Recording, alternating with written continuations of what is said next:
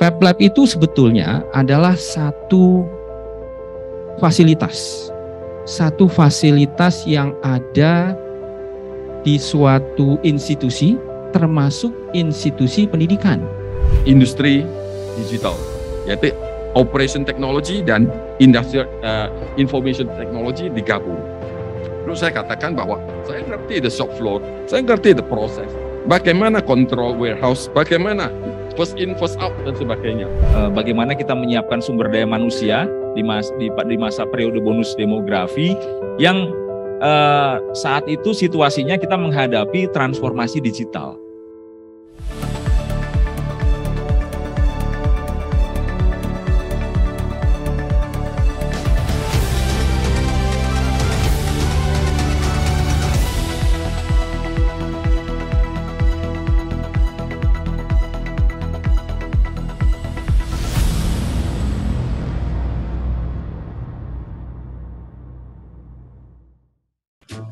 Selamat pagi para hadirin. Selamat datang di acara Jababeka Economic Forum, pusat rujukan perkembangan ekonomi Indonesia untuk dunia. Sebelumnya akan kami sampaikan, Jababeka Economic Forum merupakan rangkaian series program yang diselenggarakan oleh Jababeka Industrial Estate sebagai bentuk kontribusi Jababeka untuk negeri. Di mana di sini akan menjadi tempat berkumpulnya para akademisi, businessman, dan government yang akan membahas serta memberi solusi seputar perkembangan ekonomi terkini. Sebelum memulai acara ini, marilah kita menyanyikan lagu Indonesia Raya. Para hadirin dipersilahkan untuk berdiri.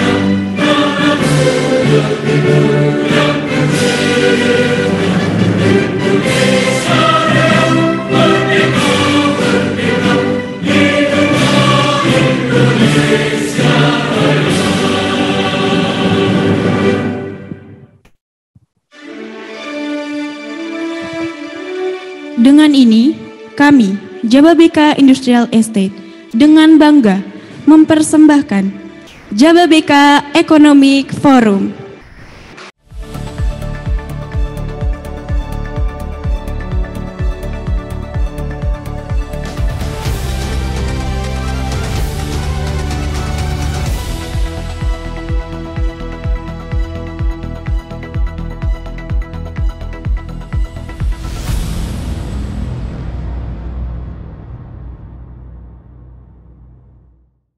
Kali ini, kita akan sambut host acara ini, Bapak Rudi Subrata.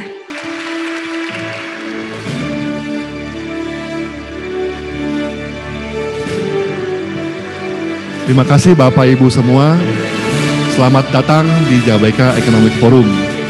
Kita tujukan perkembangan ekonomi Indonesia untuk dunia.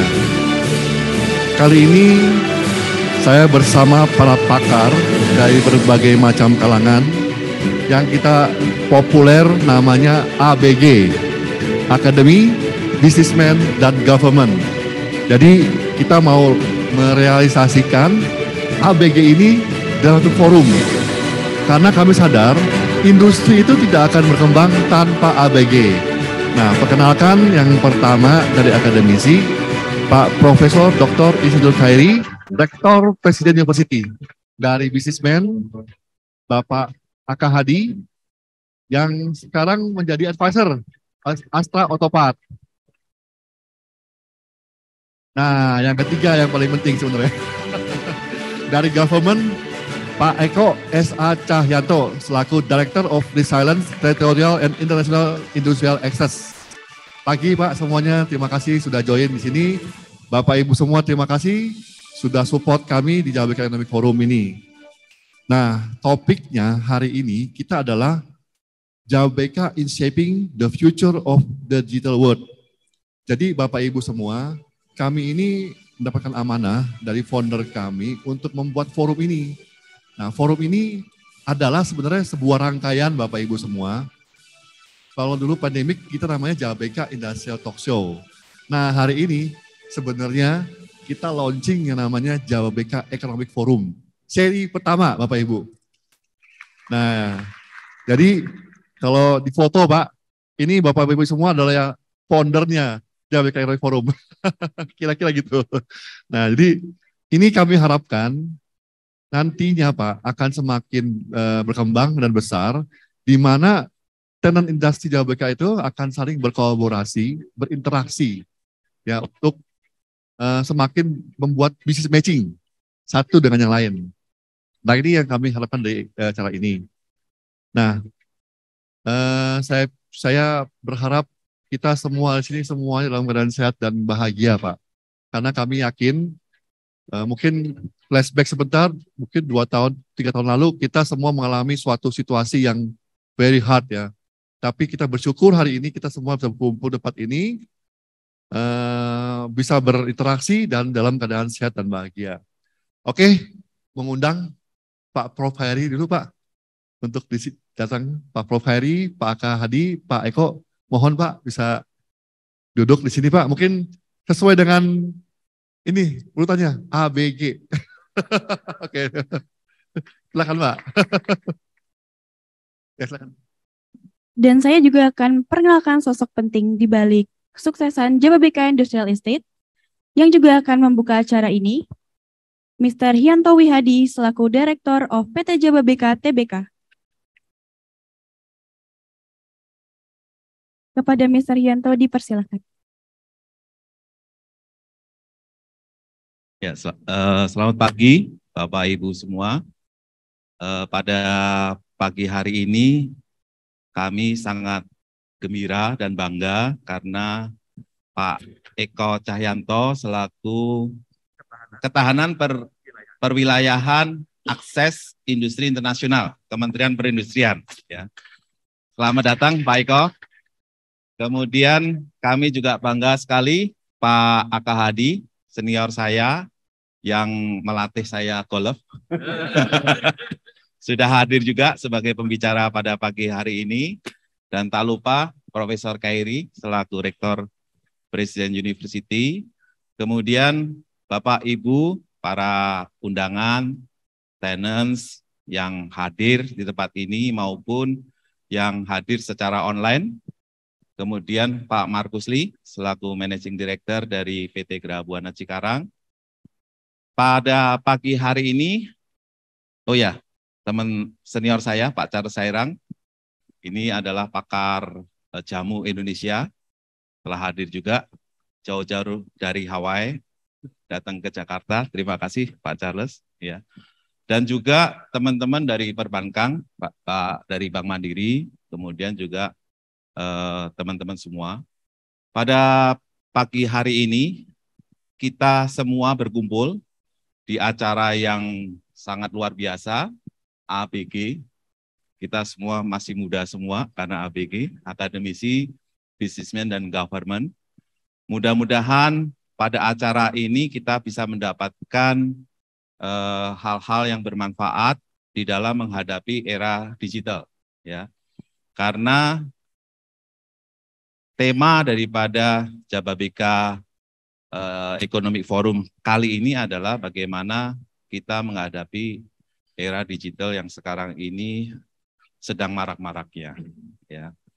Kami dari Jababeka sudah hampir lebih dari 30 tahun, sudah mulai dari tahun 90, sudah berkembang, sampai sekarang ini sudah ada 7 proyek.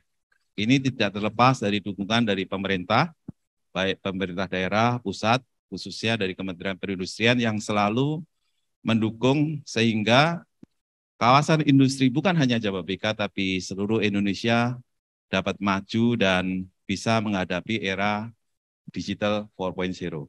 Ya. Dan pada kesempatan pagi hari ini juga,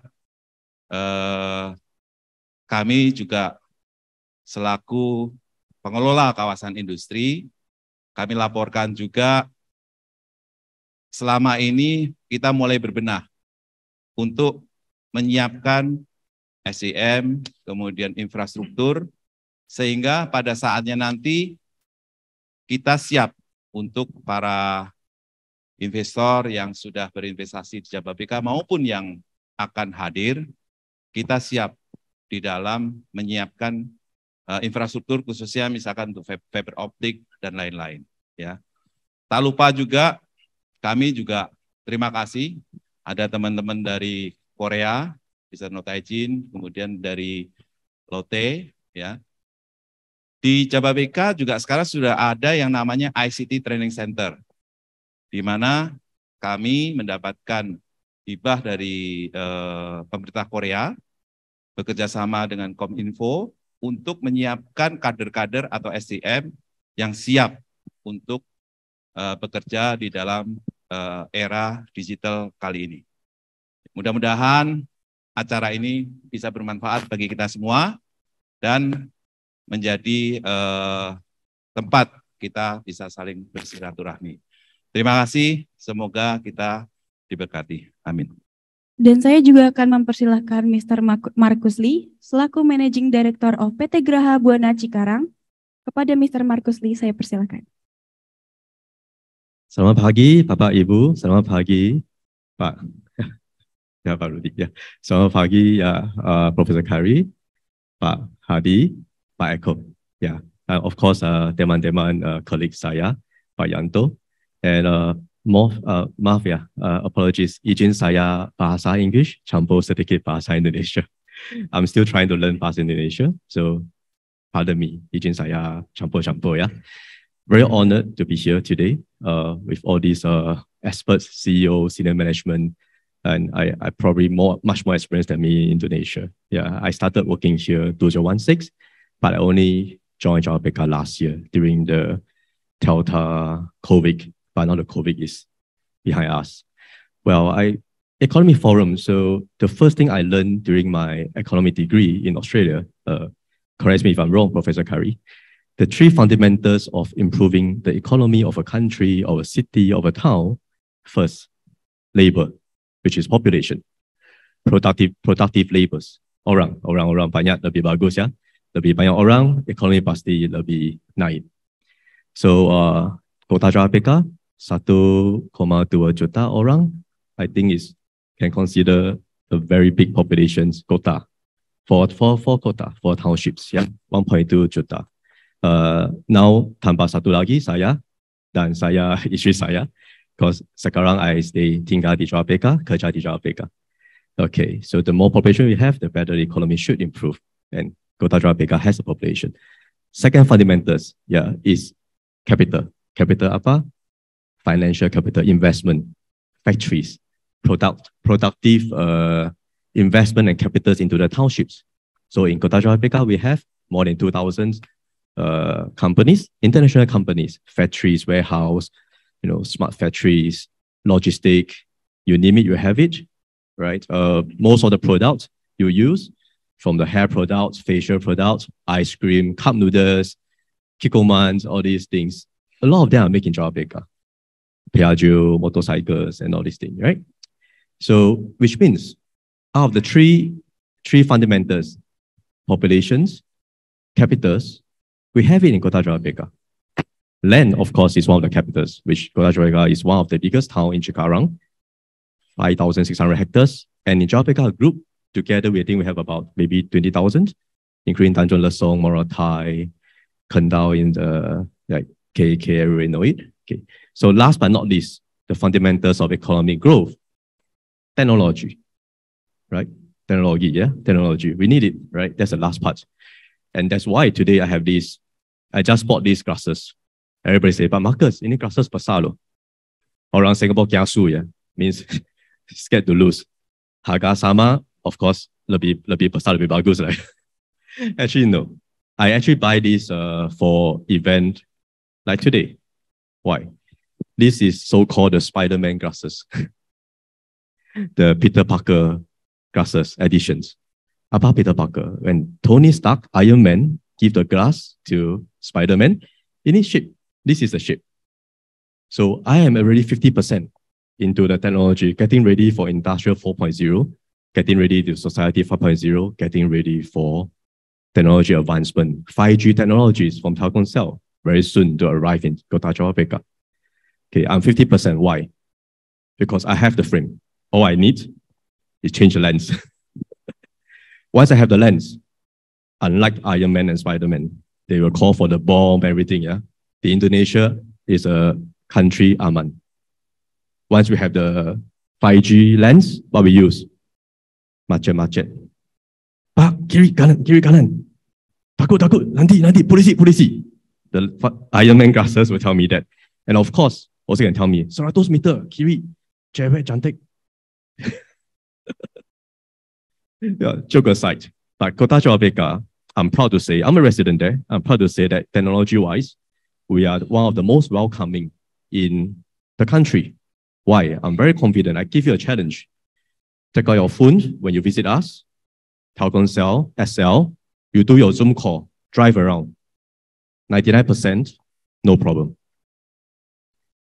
Most, in the world of fairness, I don't offend any other Kota or any other projects, but a lot of the Kota in Indonesia has this problem. You can't get good connectivity, 4G, 3G, whatever. You cannot go Zoom call while you're traveling. Once you get out of the ruko, once you're out of your house, your Zoom call become putus. In Kota Jayapeka, we are blessed with a very open policy to welcome the telecom companies to come in. So we are confident we will be definitely one of the best in 5G, and in future, given our culture of welcoming the telecom operators will come in, like what we shared just now with Telkomsel, as a partner, not so much as a client to the operators, but as a partners. So before this, the three fundamentals of labor, which is populations, productive populations, 1.2 million populations, capital with all our partners, our factories, more than 2,000 tenants and factories and partners, and technologies. We will have economic growth together with Jayapeka and all of us here. So thank you. Bersama kita bisa. Terima kasih. Ya, Pak. Terima kasih Mr. Hianto Wihadi dan Mr. Marcus Lee. Kini kita akan saksikan Jayapeka Economic Forum episode perdana dengan tema Jayapeka Shaping the Future of the Digital World. Mr. Rudi Subrata, the stage is yours. Oke, thank you semuanya. Ya, kami berterima kasih kepada Pak Prof. Khairi, Pak Hadi dan Pak Eko, Pak, sekali lagi, dan juga Bapak Ibu semua.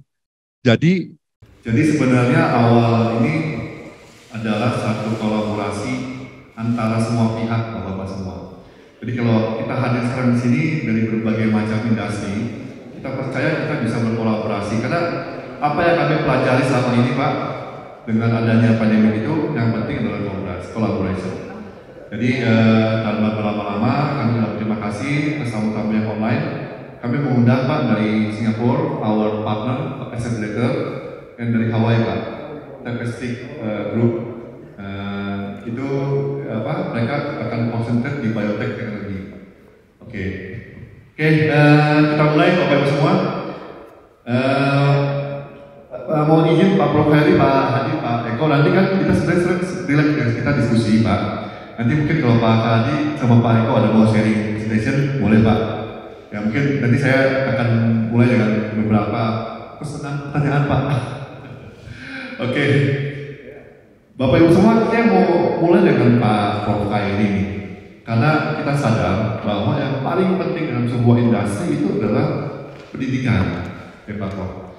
Jadi kami mau ini Pak, sharing dari Pak Prof. Khairi ini.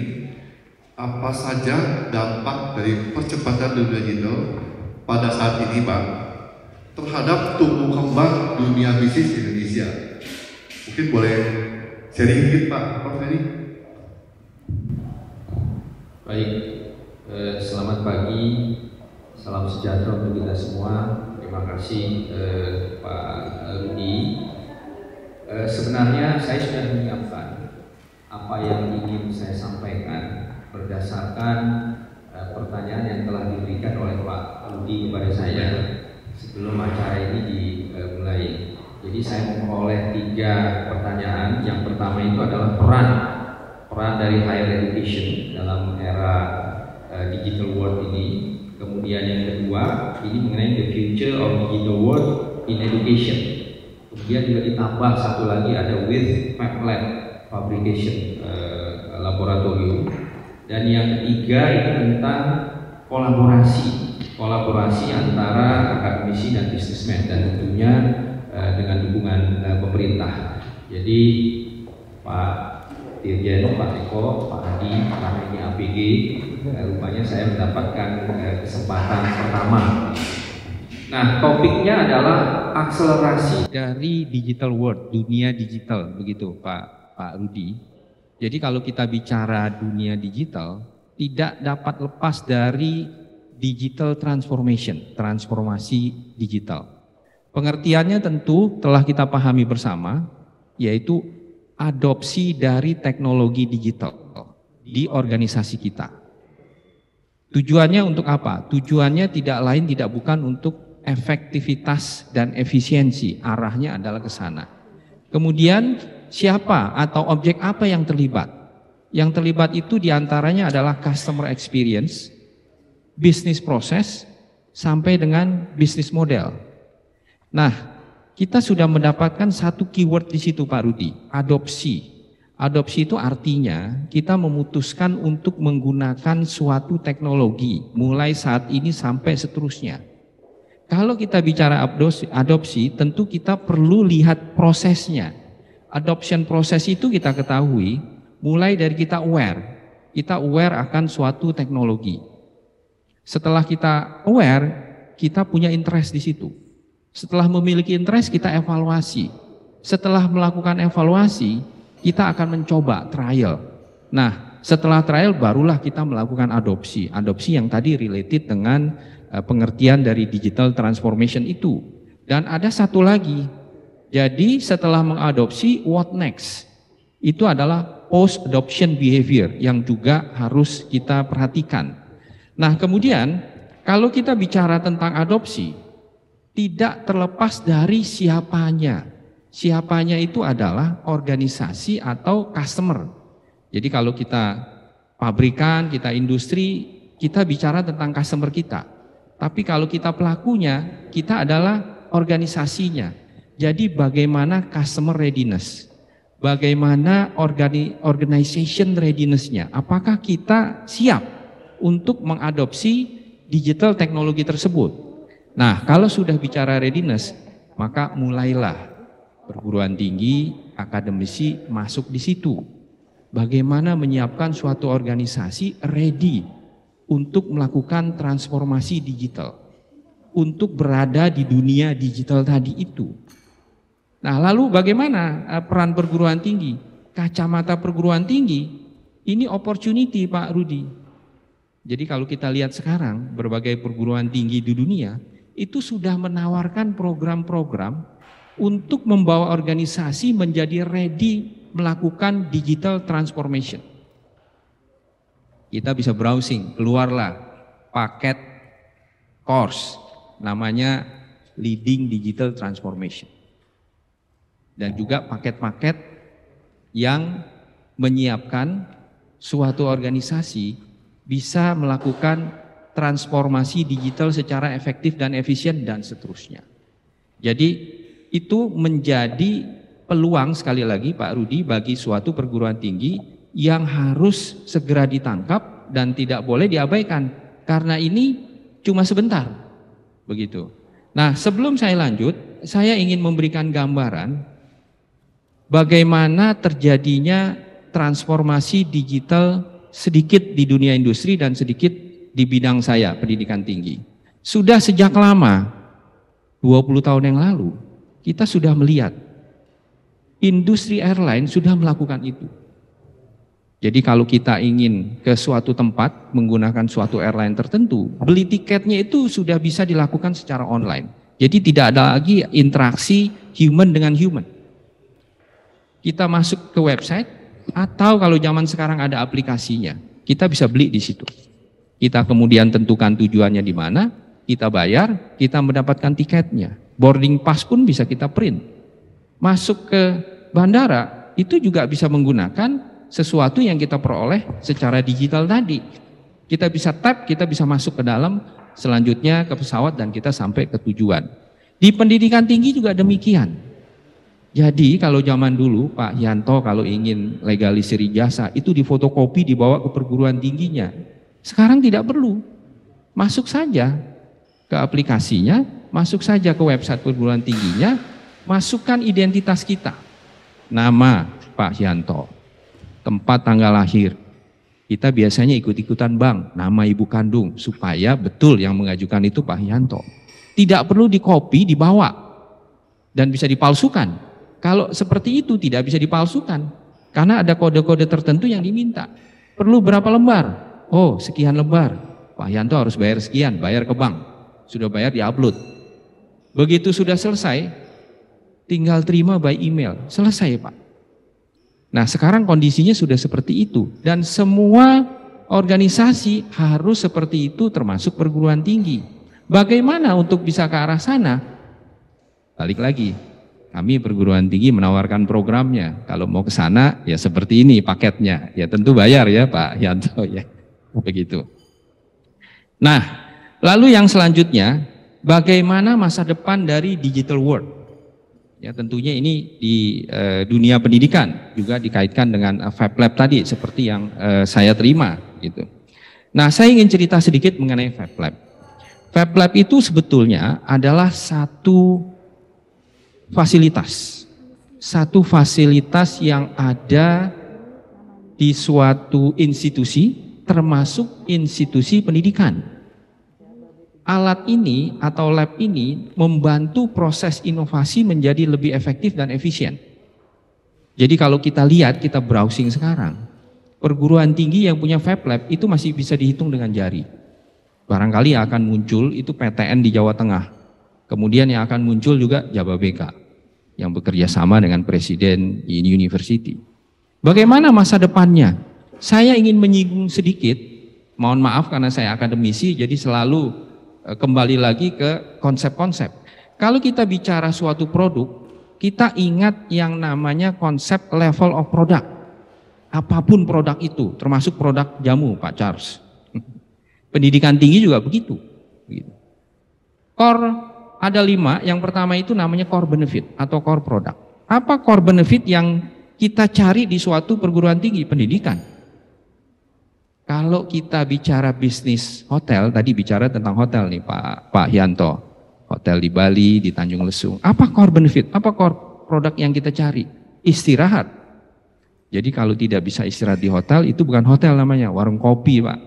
Begitu juga kalau tidak bisa memperoleh pendidikan di perguruan tinggi, itu bukan perguruan tinggi namanya, itu warung kopi juga begitu. Nah kemudian level berikutnya kita ketahui ada yang namanya basic product, expected product, augmented product, dan terakhir potential product. Ketika internet, koneksi internet hanya 1-2 yang disediakan oleh suatu airline, itu menjadi potential product.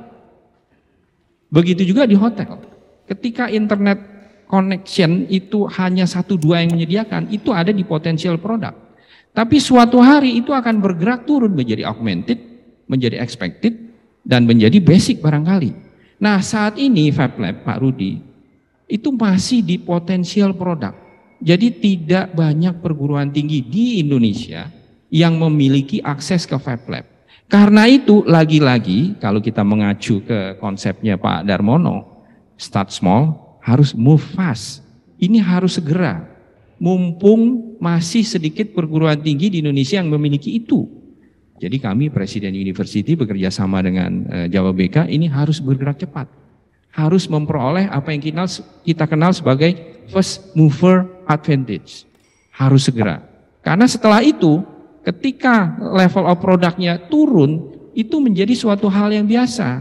Contoh misalnya barangkali Bapak Ibu ada yang memiliki latar belakang teknik mesin. 30-40 tahun yang lalu, lab CNC itu potensial produk. Tapi sekarang lab CNC di program studi teknik mesin itu sudah menjadi basic produk. Jadi kalau suatu program studi di perguruan tinggi memiliki program studi teknik mesin dan tidak punya lab CNC, itu artinya basic produknya belum terpenuhi. Kalau dibalik, suatu program studi di perguruan tinggi memiliki lab CNC, itu sudah biasa. Karena itu basic produk yang harus dipenuhi. Begitu.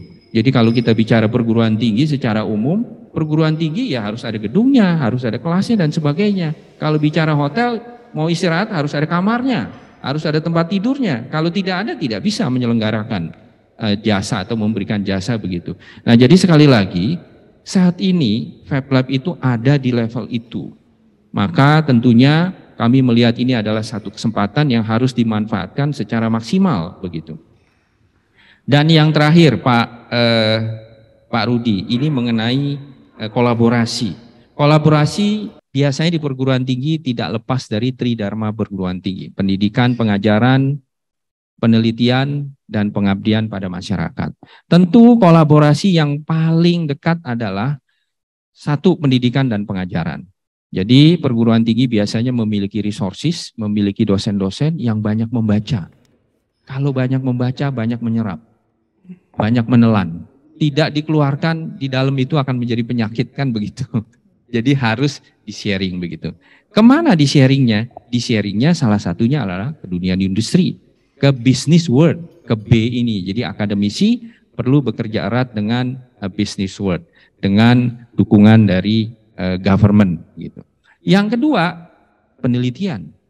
Penelitian dilakukan sendiri dibandingkan dengan penelitian dilakukan bersama-sama, tentu bersama-sama akan lebih baik. Jadi perguruan tinggi harus erat bekerja sama dengan industri. Supaya apa? Sesuatu yang dihasilkan itu bisa digunakan oleh industri. Perguruan tinggi sendiri sudah menyediakan medianya. Perguruan tinggi besar biasanya memiliki yang dinamakan Office of Tech Transfer.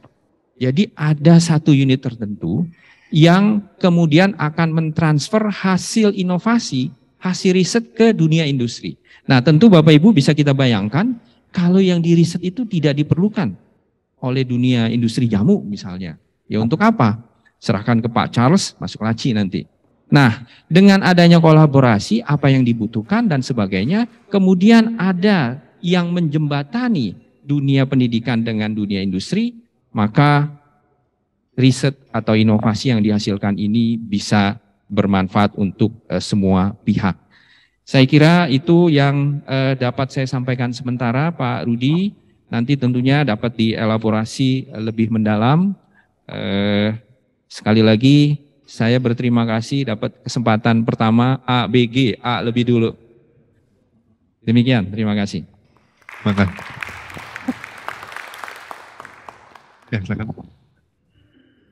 Ya, baik Bapak Ibu semua. Jadi sebenarnya kita sekarang Pak Khairi, Pak Hadi, Pak Eko, kita nanti sekarang lagi di suasana digital Pak. Karena kita kan online juga Pak. Jadi ini juga mungkin kita nggak pernah bayangkan before pandemic Pak. Kan mungkin kalau Bapak Ibu ngalamin, before pandemic kita nggak pernah pakai kamera-kamera gini Pak online. Tapi karena pandemic ada blessing ya Pak, quote unquote sebenarnya kita mengalami yang namanya dunia digital. Nah ini yang menarik lah Pak. Terus saya mohon izin nih Pak, saya Pak Eko mohon izin, saya juga ini Pak Eko, salah satu direktur dari Akademi Komunitas Presiden Pak.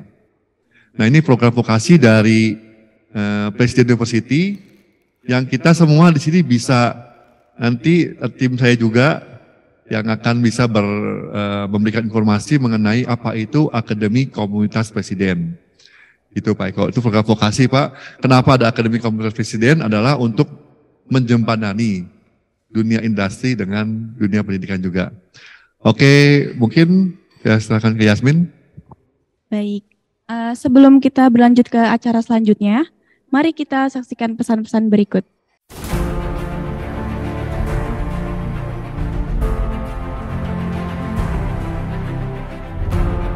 Welcome to the largest modern industrial estate of Southeast Asia, the Jababeka Industrial Estate, Cikarang. Our story begins in 1989 with the massive development of Cikarang, where once nobody could see its potential.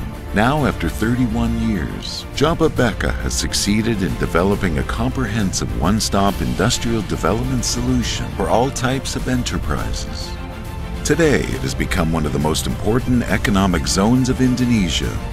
Jababeka constitutes a massive 35% of total national export volume, creating employment opportunities for around 700,000 local residents and 10,000 expatriates who live in the city. Jababeka Industrial Estate is trusted by more than 2,000 national and multinational companies from 30 countries around the globe. It is one of the most advanced industrial zones, with state-of-the-art facilities and all the essentials that make industrial business possible. It has a very efficient access and transportation infrastructure that includes 4 exit and 4 access tolls, highlighting the transit-oriented development. Jababeka Industrial Estate is equipped with Industry 4.0 facilities and tools. It has fiber optics and telecommunication networks that boost the performance of the whole industrial estate. The licensing and administration process is also made convenient with one-stop digital services like our mobile app, G-Smart.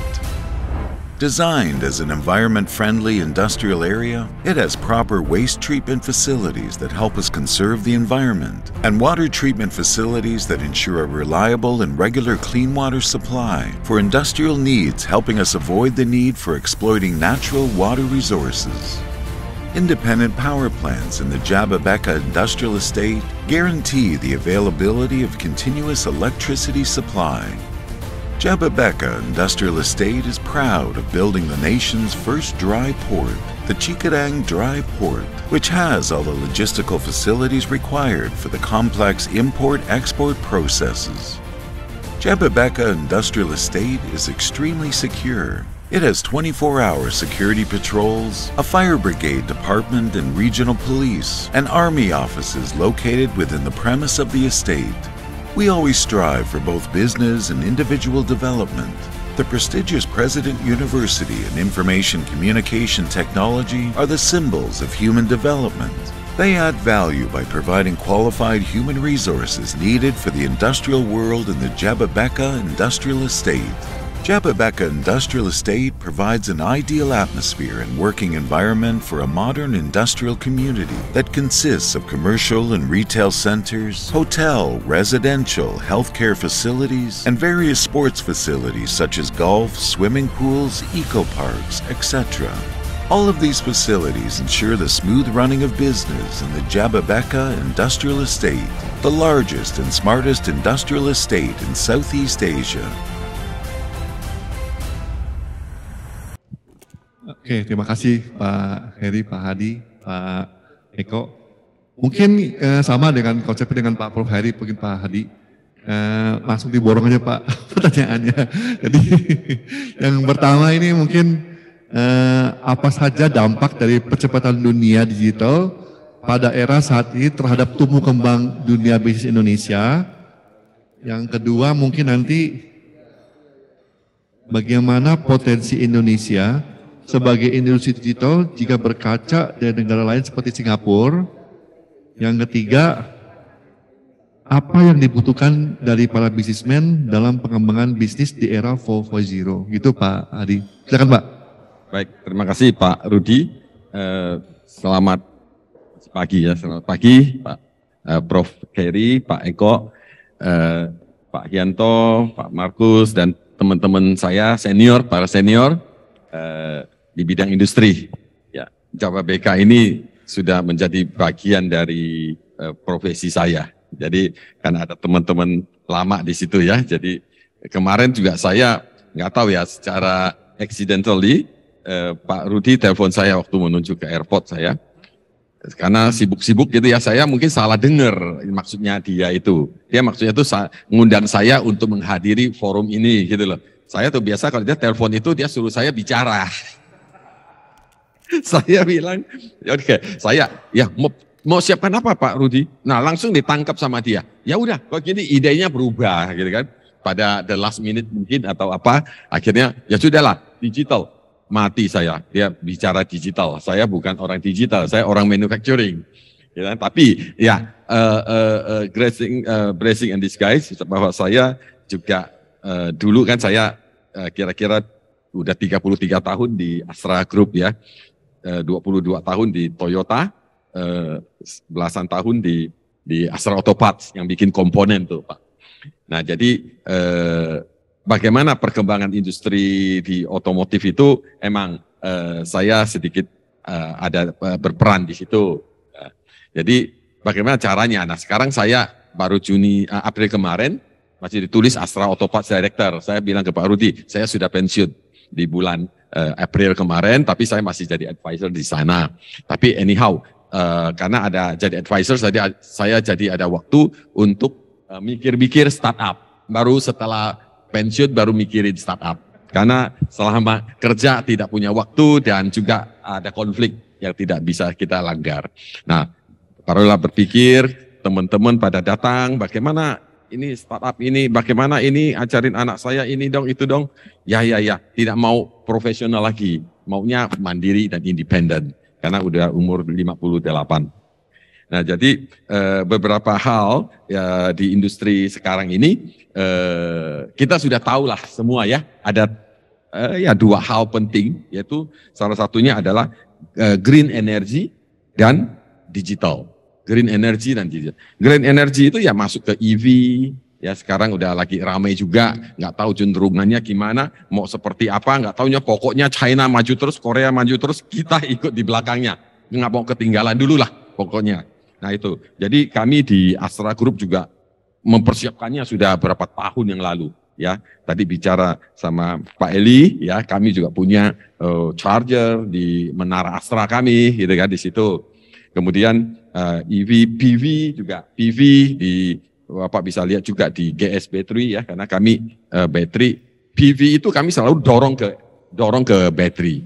Kenapa? Karena kalau PV kalau dorong kembali kepada listrik lagi ya karbon netralnya nggak terlalu optimum tercapai. Ada yang startup sekarang banyak sekali sehingga cepat sekali mereka masuk ya tentang green energy, digital approach kayak gitu.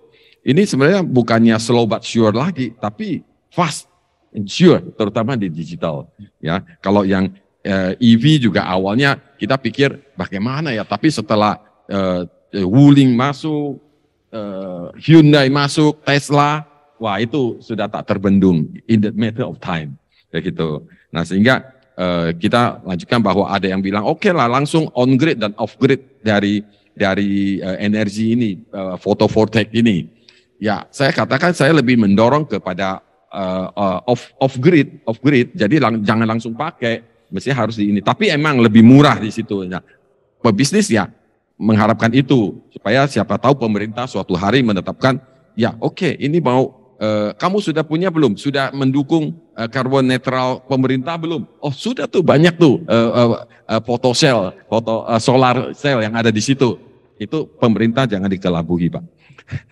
Itu jadi sebenarnya adalah bahwa itu daytime mereka pakai, nighttime mereka masih pakai ya yang tidak netral. Nah jadi kami mendorong ke baterai supaya untuk PV bisnis ini kan hanya ada 2 yaitu inverter dan fotoselnya itu sendiri dan baterai itu yang penting yang harus dikuasai, intinya ada di situ. Nah itu dimiliki oleh perusahaan kami yang kami baru startup juga sebagai perusahaan besar tapi juga startup juga di bisnis itu. Nah itu. Kemudian di digital juga digital ini tadi Prof sudah bicara banyak dan konsepnya sudah emang seperti itu. Saya dari insinyur yang baru keluar, yang masih culun-culun itu sampai terakhir sudah tua, dan itu juga melihat bahwa bagaimana perkembangan efisiensi. Dulu intervensi digital 10-20% saja, kami lakukan shop floor dan sebagainya, penetrasi, cari efisiensi, itu semuanya dari manual dan sedikit digital. Sekarang luar biasa, ya. Sekarang udah terbalik angkanya itu. Nah ini, ya. Terus saya itu tentang sedikit aspek tentang perkembangan digital dan yang konvensional, ya. Kemudian ada saya comot dari research dari Google Temasek. Google Temasek mengatakan bahwa 5 tahun ke depan milestone lah untuk ASEAN. Jadi kalau kita cerita mengenai digital ini nggak bisa hanya Singapura, tapi sudah kelihatannya paling modern, ya. Nah, tapi Singapura juga menjadi yang paling lemah di situ, gitu. Nah, dalam 5 tahun ke depan, tahun 2016 e-ekonomi. Bukan ekonomi, tapi e-ekonomi, ya, electronic economy. Nah, 2016 itu ada potensial 200 billion berdasarkan penelitian Temasek itu. Kemudian realisasi di 2017 cuma 50. Kemudian tahun 2018 industri 4.0 sudah mulai dikenalkan, ya. Itu masuk ke industri, ya. Kalau 4.0 itu. Kemudian 19 ada 100 billion, kemudian pandemi masuk. Pandemi masuk ini membuat tatanan berubah, tatanan bisnis dan industri semua berubah. Jadi COVID-19 ini malah menjadi sebuah trigger, speed up ekonomi ini, ya, ekonomi ini. Nah itu 5 tahun terakhir. Kalau kita lihat, ya, next slide. Di ASEAN, kita lihat Singapura di mana? 6 million population. Who we are? 274 million. Siapa bisa beat us? Singapura? I don't think so. Nggak sombong, ya. Minta maaf Pak Kim Sun. Singaporean. Before. Pak Markus juga mungkin, ya. Ya, minta maaf. Bukan itu. Tapi teknologinya mirroring. No problem, mirroring. Tapi in the scale of business, saya yakin we surpass your country. Ya, Indonesia 274 million, ya, dan masih banyak yang belum terjangkau oleh digital. Ya, dan Singapura 6 billion mostly covered. Ya, yang bisa saingin kita sekarang mungkin Vietnam, Thailand, Filipina. Ya, Vietnam is quite fast moving, ya, gitu. Bukan bola aja Pak, bukan bola aja yang saingan sama Vietnam. Bolanya juga menang kita, gitu. Nah terus next please. Untuk bisnis ekonomi ini, ya, di Indonesia potensialnya ini, kita bisa lihat yang sebelah sini ada yang newly born. There's a 2 newly born. Newly born ini banyak terus, melahirkan terus. Ini berapa bulan yang lalu, newly born disebutkan 2. Saya pikir udah tambah lagi yang newly born, itu yang nationality, ya. Ada health tech, edutech, ya, education tech. Kemudian kemarin saya di kontak sama sekretaris saya waktu di Toyota, Koko, you have to congratulate me. Why? Ya, saya punya license lah sebagai virtual assistant. Dia sekretaris, tapi dia bisa running her own business. Yang sekretaris Jababeka boleh ikut juga sebenarnya sih, ya. Virtual assistant, mungkin udah pada tahu, ya. Dia itu Singapura yang lead. Ya, itu saya katakan mirroring from Singapore from that point. Ya, from that point. Mereka punya ini, tapi mereka kecil-kecil. Kita scale-nya bagus, ya. Pebisnis lebih senang di Indonesia. ya. Ide dari sana silakan, ya. Dan banyak sekali. Kemudian yang sebelah sini ada e-commerce. E-commerce sudah tahu semua, ya. Anak saya di Australia, dia beli, kirim ke Indonesia. Kok tiba-tiba kirim? Lah, anaknya nggak di sini, dia beli. Ya, langsung kontak. Very short, the word is very close.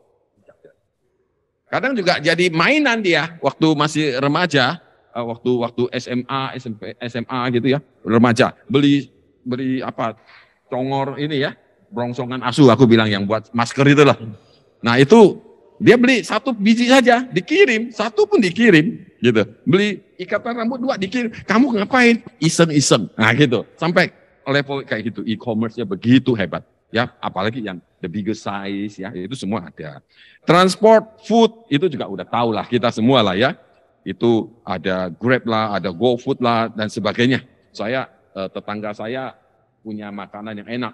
Suatu hari selalu berjejer GoFood itu buat antar jemput. Jadi menjadi banyak sekali pergerakan ekonomi di situ. Kita semua juga sudah tahu. Saya tidak mau masuk ke situ. Kemudian ada travel, online travel, Traveloka, Airbnb ya masih harus bayar pajak dan sebagainya lah. Tapi masih kita katakan masih quite convenient lah. Tapi yang namanya Traveloka nggak ini ya, Traveloka nggak bayar saya di sini. Net pricing, wah itu hotel semua termasuk, vacation rental itu juga masuk di situ. Kemudian yang lebih hebat lagi yang online media ini, ya online media itu advertising, ya media kita YouTube buka sedikit dulu, kadang kita nggak fair juga ya, skip advertising ya, nah itu karena ganggu ini nih, nggak nyambung nih, kita punya film nih. Apalagi kalau nonton YouTube Pak ya. YouTube pada iklan tidak comfortable. Iya. Kemudian TikTok. Nah kemudian kita bagaimana mereka yang namanya, saya suka film silat, saya suka WeTV, iQIYI, ya itu kan. Tapi itu kadang suka selipin sedikit advertising juga, gitu. Akhirnya bayar lah yang sudah skip advertising lah, gitu. Itu very interesting. Itu terus yang booming ini sekarang gaming ini the biggest business in the media, online media. Ya kemarin Kominfo sempat bikin geger ya Pak ya, masih ingat PSI bukan bikin geger lah, ditertibkan. Beberapa Indonesia ya apa boleh buat lah, negara yang masih under pressure dari beberapa negara besar dipandang sebelah mata ya. Kadang sama Singapura, kadang sama Malaysia, kadang apalagi sama negara besar, dipandang sebelah mata. Tapi tetap aja aturan is aturan, mau nggak mau mereka harus ikut juga, sudah ditertibkan. Kayak seperti PayPal ya, PayPal dulu kemarin juga nggak mau pergi dari Indonesia dan sebagainya. Ya tapi Indonesia kan juga ada yang taruh gamenya di internasional, ada duit tapi nggak bisa diambil, bagaimana? Gitu loh. Nah itulah akhirnya daftar, dan dapat lagi. Nah ini luar biasa ya semua ini. Video tadi udah, financial service itu juga semua main platform ya, platform semua dikumpulkan, insurance dikumpulkan ya, insurance kumpulkan, lending dikumpulkan, payment, insurance, investing itu semua masuk ya. Kita tahu beberapa seperti lending ini akhirnya OJK turun tangan waktu itu, ada kasus pinjol nih, supir saya juga kena pinjol, akhirnya bukan yang kena supir saya yang kena, akhirnya dia dikerjain sama pinjol, saya yang bayar coba, gitu loh. Itu terjadi ya, tapi akhirnya ditertibkan, moga-moga akan lebih baik lah. Insurance, tadi pagi duduk di situ, saya barusan ngomong sama Pak Rudi sebelah saya itu, Pak ini hebat ini item yang saya bicarakan. Mereka satu platform, sekarang anak-anak startup semua itu, keponakan saya, dia punya B-share, mau memiliki franchise tapi nggak punya uang cukup. Jadi yang kemarin waktu itu saya nonton di Kick Andy itu ya, jadi boleh semua dikumpulkan, dia yang fasilitasi. Lagi ada mereka macam-macam proyek ada. Nah itu semua adalah the new startup dan tentang semua link to digital ya. Dan kita juga tahu bahwa unicorn, dan next please, yang berikutnya. Ini sudah tahu lah ya kapan size-nya berapa. Lo tahu, kami juga ada, di Astra juga ada masuk, Gojek masuk, kami waktu awal itu, itu bakar uang saja, bakar uang. Tapi value naik terus, mau diapain? Ya, terus sekarang ada Paxel juga punya kami, ya, Astra. Itu Bapak mau kirim apa? Nggak usah bungkus, nenteng aja nanti, ya asal jangan food lah ya. Ini tolong kirim ke Kalimantan. Nanti dia rapikan, bungkus kirim. Cuman telepon, pakai aplikasi, selesai. Semua begitu cepat, ya, begitu cepat perkembangannya. Nah, kemudian industri 4.0 itu link ke industri. Nah, industri 4.0 kan kita tahu ada, nggak tahu lah yang ciptakan ini kok ada, dulu kayaknya nggak ada industri 1.0, 2.0, 3.0, kayaknya nggak deh. Ya, adanya mulai ya revolusi industri, udah start dari situ, tiba-tiba ada 4.0, Jepang, tiba-tiba tambah lagi 5.0, ditambahin nggak tahu apa di situ. Nah, tapi ya at least ya 4.0 ini harus kita lihat ya, dari sini ada macam-macam industrinya, ini akan memperkuat. Saya bilang kebetulan perusahaan yang saya bangun ini ya, link ke industri digital, yaitu operation technology dan industrial information technology digabung. Terus saya katakan bahwa saya ngerti the shop floor, saya ngerti the process, bagaimana control warehouse, bagaimana first in first out dan sebagainya. Tapi semua manual. Istilah Toyota Production System ya Pak ya, Kanban. Waduh gaya, sistem Kanban. Wah itu gayanya minta ampun. Cost down langsung 30-50%. Semua bukan, this is the power. Tapi itu masih pakai komputer yang ya kecil-kecilan lah. Nah sekarang tambahin teknologi ini dan sebagainya, itu pasti akan luar biasa lagi. Nah itu sedikit promosi diri sendiri. Nah ini yang saya sedang garap bersama teman-teman yang bekas-bekas Toyota, bekas-bekas Stra Group, gitu ya. Dan ujung-ujungnya adalah the Smart Factory, ya. Saya kira waktunya sudah cukup ya. Nanti kalau ada Pak Rudi mau tanyakan ya monggo. Oke, baik Pak. Jadi Pak Eko sama Pak Prokari memang nggak salah kita ngundang Pak Hadi Pak. Karena backgroundnya dari Astra kan. Ya oke. Terima kasih. Mungkin kita sebelum ke Pak Eko nih Pak. Mohon maaf Pak, bukan terakhir loh Pak. Karena ABG Pak.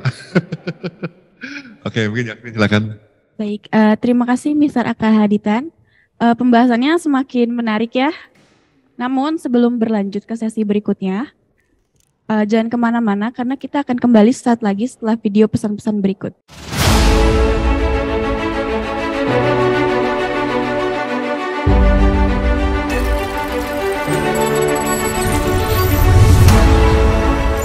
What is the meaning of Industrial Revolution 4.0?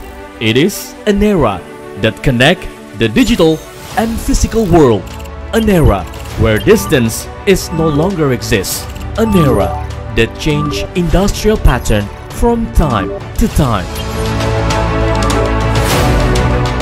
Today, industries keep evolving.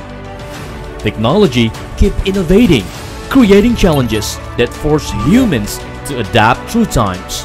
Facing these fourth industrial revolution challenges, Jababeka Industrial Estate presenting Smart Manufacturing Hub, the smartest building for Industry 4.0.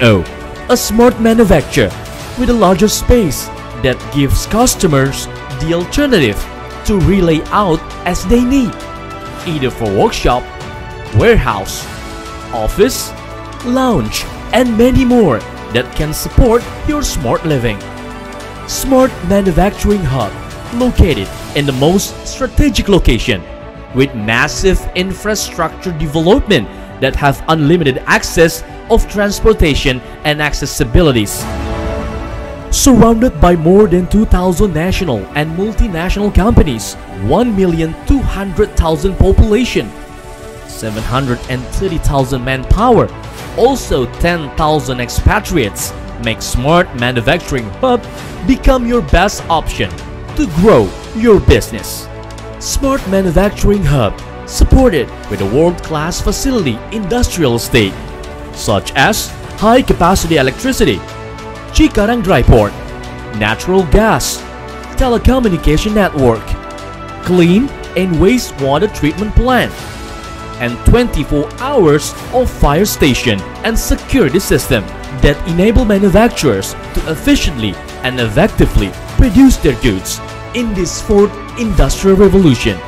Smart Manufacturing Hub also equipped with modern technology and smart building system, IoT and AI ready, electric vehicle charging system, automatic gate and rolling door, 24 hours of CCTV system, reception area, spacious office and balcony, along with skylight and louvers on the roof. A new benchmark of industrial development of world-class facilities that has fresh looks with the higher specification in finishing material which make it looks more luxurious. The Smart Manufacturing has wide opening, high ceiling, using solar panel, and supported by high technology known as Smart Eco Factory, which enables Smart Manufacturing Hub to be more eco-friendly and less power consumption. An AI manufacturer that can realize all your imagination in millennial generation. And an integrated smart factory with IoT in all aspects, welcoming the product for Industrial 4.0 with the quantum leaps, high information tech. Smart Manufacturing Hub offer you two ultimate choices of premium and deluxe building that has high education facilities with unlimited reality and sustainable power supply. A perfect place for commercial, professional, or bureaucratic work. 2 modern design of Type 525 and Type 309. Smart Manufacturing Hub is well equipped with exclusive services that designed to assist business owners in opening the unlimited business opportunities with various well-known business lines from multinational countries. Smart Manufacturing Hub can be your one-stop business solution to efficiently develop your business and facing competitive challenges of Industrial 4.0 for over 30 years. Jababeka has dedicated to help customers experiencing new ways of living. Because we are not building the landscape, but we are building the future. We are Jababeka Industrial Estate, beyond property. Are you ready to join us?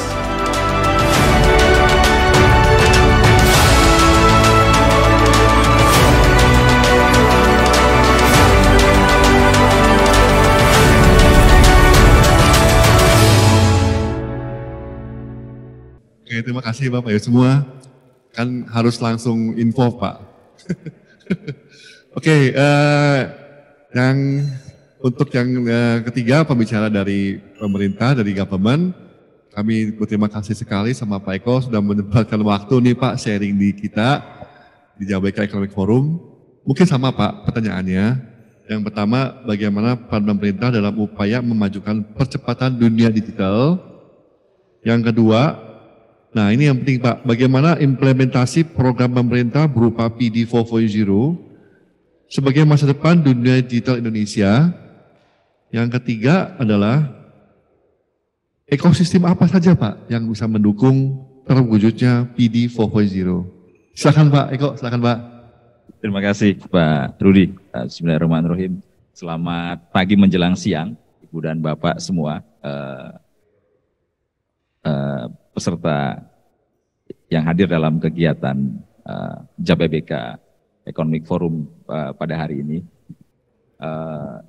Saya mau nyapa dulu Pak, ya, tadi belum sempat menyapa Pak Yanto Wihadi dari Jababeka Group, Profesor Khairi, Rektor Presiden University, kemudian Pak Kahaditan, advisor Astra Autopart yang sekarang sudah jadi anak muda lagi Pak. Jadi kalau the real ABG sebenarnya beliau nih Pak, karena sekarang sudah memulai dengan startup-nya di industri di teknologi industri.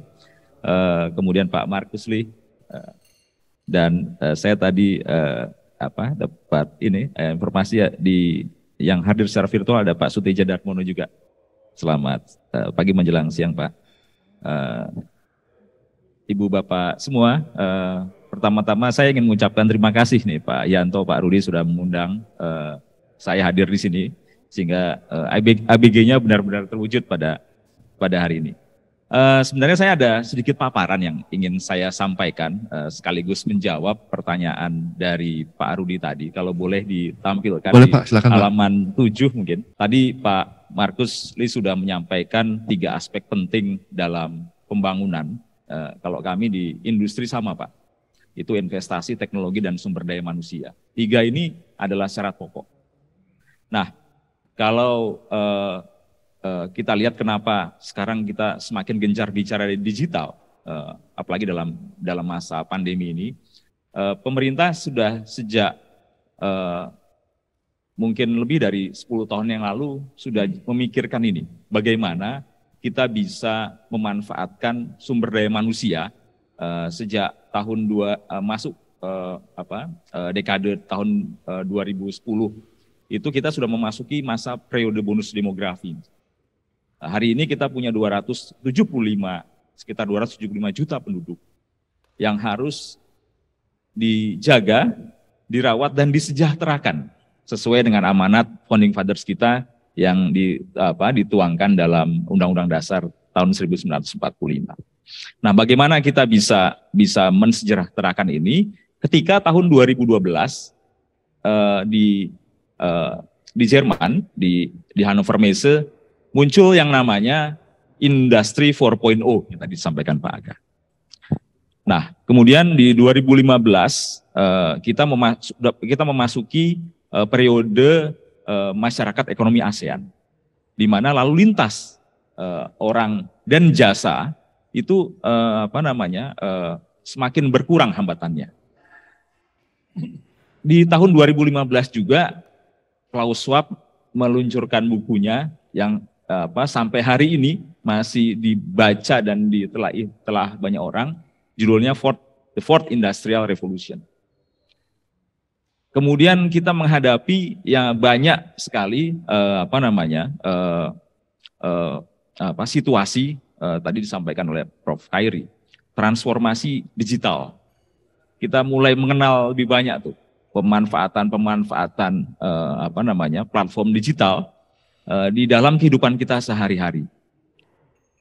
Lahirlah banyak startup, termasuk juga Gojek yang kita tahu waktu baru awal-awal muncul itu kan luar biasa friksinya dengan ojek konvensional. Nah, pemerintah sebenarnya sejak tahun 2015 sudah menerbitkan peraturan pemerintah nomor 14 tahun 2015 yang memberikan satu perencanaan pembangunan industri, namanya Rencana Induk Pembangunan Industri Nasional 2015 sampai 2035. Dalam Rencana Induk Pembangunan Industri Nasional ini dibagi beberapa tahap. Di tahap awal adalah bagaimana kita bisa memanfaatkan sumber daya alam untuk sebesar-besarnya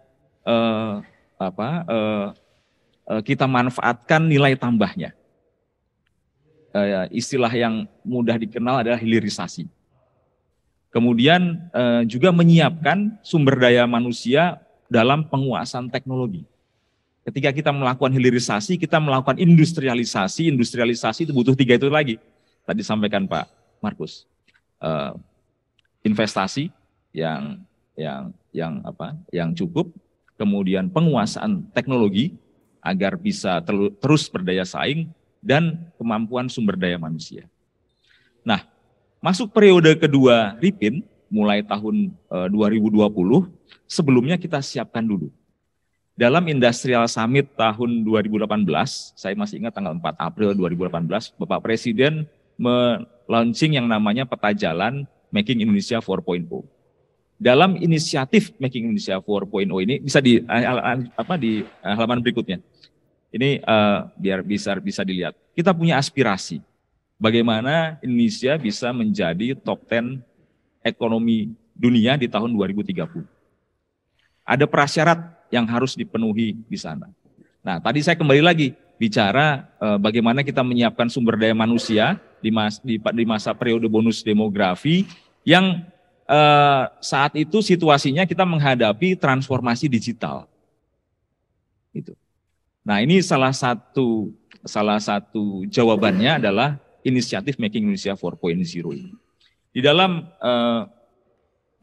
inisiatif Making Indonesia 4.0 ini yang namanya sumber daya manusia, tadi disebut Pak Marus sebagai population, itu menjadi aktor utama sebenarnya. Aktor utama bagaimana kita bisa memanfaatkan bonus demografi ini agar human capital ini bisa betul-betul menguasai teknologi yang nantinya dibutuhkan dalam rangka transformasi digital tersebut. Nah, di dalam revolusi industri keempat atau di dalam periode atau era industri 4.0 itu, ini banyak sekali yang harus kita penuhi. Oleh karena itu pemerintah juga menetapkan 10 prioritas kebijakan dalam rangka kita bisa mencapai aspirasi di tahun 2030 menjadi top 10 ekonomi dunia. Ada 10 prioritas strateginya, mulai dari perbaikan aliran material. Hari ini kita sudah mengenal apa yang disebut sebagai neraca komoditas untuk memastikan material balance antara untuk kebutuhan dalam negeri, antara sumber daya yang ada di dalam negeri dengan kebutuhan yang tidak bisa kita penuhi dari dalam negeri. Kemudian mendesain ulang zona industri. Ini juga kita perlukan tadi, ini berkaitan dengan core bisnisnya Jababeka. Oleh karena itu kami kemudian memperkenalkan konsep kawasan industri generasi keempat. Jadi kawasan industri tidak hanya yang secara konvensional sebelumnya menyediakan lahan kawasan, tapi juga kemudian menyiapkan juga infrastrukturnya. Infrastrukturnya bermacam-macam yang kemudian berkembang sampai infrastruktur digital yang sekarang juga Jababeka advance di sana. Berikutnya kami juga terus memperkuat kawasan-kawasan industri ini, bahkan di dalam Undang-Undang Cipta Kerja kemudian kawasan industri ini diberikan kewenangan sebagai kepanjangan tangan pemerintah dalam mengelola kawasannya. Seperti misalnya untuk izin lingkungan, sekarang tidak perlu lagi tenan-tenan dalam kawasan itu membuat AMDAL sendiri. Cukup dengan AMDAL induk kawasan dan kawasan sendiri nanti yang akan menyetujui RKL Linci yang disiapkan oleh tenannya. Ini kemudian kami juga memperbaiki banyak pengembangan kawasan. Kalau sekarang kita mungkin banyak mengenal dengan nama-nama yang lebih mudah. Kalau di Jawa Barat itu ada kawasan Rebana, di kawasan Pantura bagian utara ke arah timur, kemudian di kawasan selatan Jawa Barat, di Jawa Tengah juga ada kawasan Kedung Sepur, di Jawa Timur ada Selingkar Wilis. Itu dalam rangka kita menata ulang zona-zona ini agar industrinya bisa kita kelola dengan baik. Mengapa demikian? Karena kita perlu memastikan bahwa industri ini berkelanjutan. Sustainability-nya kita perlukan. Karena tidak mungkin tidak kita membangun ini tanpa memperhatikan aspek sustainability-nya. Itu maksudnya. Kemudian ini langsung ke nomor 3 tadi, akomodasi standar-standar keberlanjutan. Itu juga sama. Oleh karena itu kami juga di Kementerian Perindustrian, kebetulan saya sebagai pembina kegiatan usaha kawasan industri, kami sekarang memperkenalkan konsep yang namanya Global Eco Industrial Park. Kami ingin agar kawasan-kawasan industri ini mulai mengadopsi standar-standar keberlanjutan untuk memastikan proses di dalam kawasan tersebut juga bisa sustain, tidak hanya terkait dengan kegiatan di dalamnya, tapi juga yang berkaitan dengan aspek di lingkungan sekitarnya. Pemberdayaan UMKM. Ini UMKM kita kan salah satu sektor yang betul-betul menjadi backbone dari ekonomi Indonesia. Beberapa waktu yang lalu, kira-kira 2 minggu yang lalu, ada beberapa ekonom berbicara mengenai dampak global terhadap ekonomi Indonesia yang dipandang Indonesia ini punya ketahanan tersendiri. Dan itu disimpulkan, salah satu kesimpulannya adalah bahwa kita tidak terikat secara kuat dengan ekonomi global karena kita punya punya daya tahan sendiri karena kita punya ekonomi yang bisa bergerak sendiri di dalam negeri. Nah, UMKM ini penting sekali. Ini juga kita fasilitasi terkait dengan startup itu, Pak. Gitu. Mereka yang perlu berkembang, perlu naik kelas, itu kita perlu fasilitasi. Kemudian membangun infrastruktur digital nasional. Ini bahkan sebelum pandemi kita sudah membuat strategi kebijakan untuk membangun infrastruktur digital nasional. Kemudian menarik investasi asing, peningkatan kualitas SDM karena kita tahu di ASEAN tadi di halaman sebelumnya kita masih belum pada posisi yang ideal atau belum pada posisi yang terbaik. Kemudian pembentukan ekosistem inovasi, menerapkan insentif untuk investasi teknologi, kemudian harmonisasi aturan dan kebijakan. Terkait dengan beberapa hal ini, Kementerian Perindustrian kemudian melakukan satu assessment yang namanya INDI 4.0. Ini ada Pak Fadli, mana Pak Fadli tadi masih ada.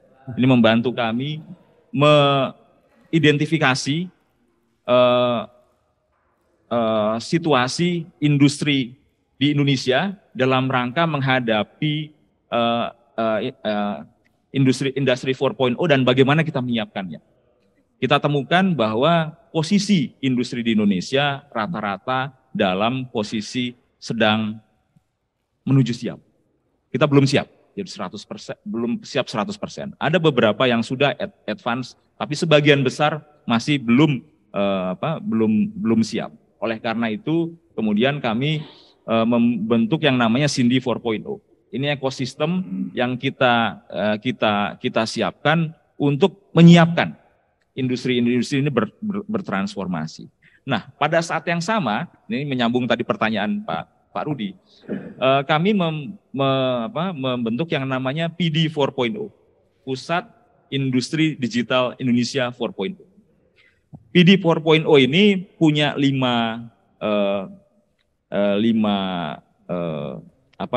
pilar. Yang pertama, dia akan menjadi satu showcase center. Di sana bisa dilihat bagaimana sih industri 4.0 itu bekerja dan beroperasi. Seeing is believing, Pak. Oleh karena itu harus datang ke sana. Kebetulan PD 4.0-nya ada di Jakarta, letaknya di daerah Permata Hijau, dan pada akhir tahun lalu bahkan sudah menjadi host untuk pertemuan Sherpa G20.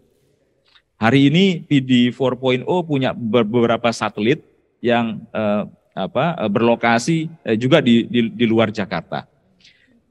PD 4.0 ini kami bangun bukan untuk menjadi museum, Pak, untuk dilihat-lihat saja. Jadi selain menjadi showcase, dia akan jadi capability center. Akan ada banyak orang yang, dan sebenarnya sudah banyak orang dilatih di sana untuk bisa memahami bagaimana industri 4.0 itu, bagaimana adopsi teknologi itu bisa dilakukan. Ini terbuka untuk siapa saja, bukan hanya untuk industriawan, tetapi juga untuk kebutuhan perbankan, kebutuhan akademisi, kebutuhan dari pemerintah juga. Semua kami undang untuk masuk ke sana untuk bisa melihat bagaimana industri 4.0 itu dan apa yang dibutuhkan di sana. Kami ingin membentuk yang namanya ekosistem industri 4.0 di sana. Oleh karena itu yang ada di sana, Pak, itu bukan bukan pegawai negeri atau orang pemerintah. Di sana kami mengundang banyak tenan, mulai dari startup, penyedia teknologi, penyedia layanan, perbankan, dan lain-lain, gitu, lembaga keuangan untuk bisa masuk ke sana. Nah, kami berharap kalau itu bisa terjadi, kita akan bisa menjadi delivery center. Kita akan bisa mentransformasi industri kecil menengah, startup untuk bisa memanfaatkan teknologi ini yang bisa disediakan di sana juga, kemudian mereka adopsi di perusahaannya. Kemudian bisa menjadi satu engineering and artificial intelligence center. Nah, PD 4.0 tidak bisa berdiri sendiri. Ini pada bulan Mei kemarin, ini kami juga baru menjalin kerjasama antara PD 4.0 dengan Dutch Messe Technology Academy di Hannover. Ini kenapa di sana, karena mereka punya kemampuan yang lebih. Kemudian karena PD 4.0 ini dibangun, kami bekerja sama dengan McKinsey & Company. Ini juga bisa menjadi bagian dari jaringan DCC Global, Digital Capability Center Global. Nah, bagaimana sih kami bisa memfasilitasi kebutuhan itu tadi, Pak. PD 4.0 tadi saya sampaikan tidak bisa sendiri. Nah, ini butuh banyak partner dan satelit. Indonesia begitu luas, begitu diverse. Oleh karena itu, selain dengan lembaga-lembaga pemerintah, kami juga bekerja sama dengan lembaga swasta, Pak. Mereka bisa menjadi satelit PD, mereka bisa menjadi tempat juga untuk pelatihan. Kami akan fasilitasi itu juga. Kami pernah bekerja sama juga dengan JABBK sebenarnya 2 tahun yang lalu kalau tidak salah, bagaimana kita bisa berkolaborasi.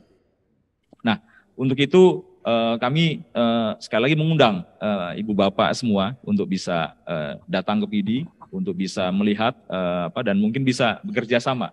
Mungkin bisa Pak Aka bisa jadi tenan di sana, Pak, untuk ini memanfaatkan itu. Karena kembali tadi seperti yang disampaikan Pak Markus, kami di Kementerian Perindustrian ini agak unik, Pak. Namanya Kementerian Perindustrian. Tapi ini kami salah satu kementerian, lembaga pemerintah ya, yang punya banyak lembaga pendidikan di bawahnya.